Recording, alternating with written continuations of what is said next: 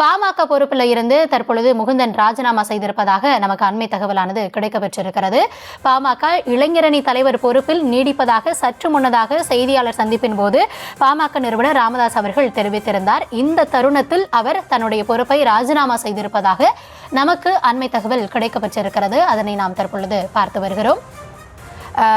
திரு ராதாகிருஷ்ணன், குறுக்கீடுக்கு மன்னிக்கணும். நமக்கு அண்மை தகவலா நம்ம பார்க்கிறது என்ன அப்படின்னா, அந்த இளைஞரணி தலைவராக இருந்த முகுந்தன் தன்னுடைய பொறுப்பை ராஜினாமா செய்திருக்கிறார். இந்த செய்தியாளர் சந்திப்பின் போதே கூட திரு ராமதாஸ் அவர்கள் அவர் அந்த பொறுப்புல தான் தொடர்ந்து நியமிக்கப்பட்ட நாளில் இருந்து அவர் நீடிக்கிறார் அப்படின்றத உறுதிப்படுத்தி இருந்தார். ஆனா சில நிமிடங்கள்லயே இப்ப அவர் ராஜினாமா செய்திருக்கிறார். ஒருபுறம் கூட்டணி விவகாரம், ஒருபுறம் கட்சிக்குள்ளாக இந்த குடும்பத்தினருக்கு பொறுப்பு வழங்குவது, இதை நம்ம எப்படி புரிந்து கொள்ளலாம்? இந்த ராஜினாமா விவகாரத்தை நம்ம எப்படி எடுத்துக்கணும்?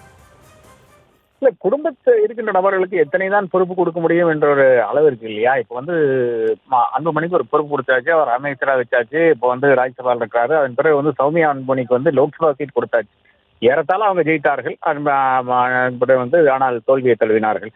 அதே மாதிரி ஜி.கே.மணியினுடைய மகனை அகற்றி விட்டு இவரை கொண்டு வர வேண்டிய அவசியம் கிடையாது. ஏனென்றால் அந்த அளவுக்கு நன்றாக பணியாற்றினவர் ஜி.கே.மணியினுடைய மகன். இன்றைக்கு தமிழ்நாட்டில் ஒரு இமேஜ் இருக்கின்ற ஒரு நபராக இருக்கிறார். அப்படி இன்னொரு நபரை மாற்றிவிட்டு முகவனை கொண்டு வர வேண்டிய அவசியம் இல்லை. ஆனால் கட்சிக்குள்ளால் இருக்கின்ற இந்த குமரை வெளியே கொண்டு வர வேண்டும், அதற்கு ஒரு முடிவு கட்ட வேண்டும் என்ற அளவுக்கு தான் டாக்டர் ஐயா செய்திருப்பார் என்று நான் கருதுகிறேன். அதனால் அந்த ஒரு பிரஷரை தாங்கிக் கொள்ளக்கூடிய இடத்தில் ஒரு முகந்த நிலை என்று நமக்கு மிக தெளிவாக தெரிகிறது. ஏனென்றால் இப்பதான் கட்சியினுடைய நிறுவனர் உங்களுக்கு ஃபுல் பேக்கிங் கொடுத்தவர்கள் கூட அவர்களால் அந்த பொறுப்பில் இருந்து விட்டால் மறுபடியும் இன்னல்கள் வருமோ என்ற அந்த அடிப்படையில் தன்னை பர்சனலாக இன்னல்கள் வருமோ, அந்த கட்சிக்கு இன்னல்கள் வராது, வர விஷயம் கிடையாது.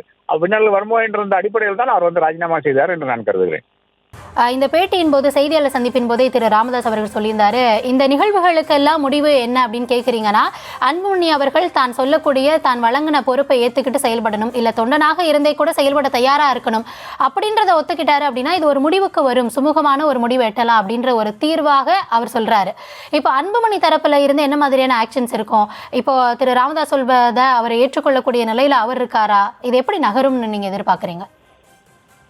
இதுல ரெண்டு விதமா போலாங்க. ஒண்ணு இப்போ சமரச பேச்சுவார்த்தைகள் எல்லாம் ஒன்றும் பயனில்லை. ஏனென்றால் அன்புமணி ஒரு முறை சென்று சந்தித்தார். அதன் பிறகு மறுபடியும் அது வெடிக்கிறது, மறுபடியும் சென்று சந்திக்கிறார். அதன் பிறகு சுமூகமாக ஒரு ஒரு சமரசங்கள் இல்லை என்றால் பேச்சுவார்த்தைகள் நடத்தக்கூடிய இடத்தில் கட்சியில் இப்ப யாரும் இல்லை என்று மிக தெளிவாக தெரிகிறது.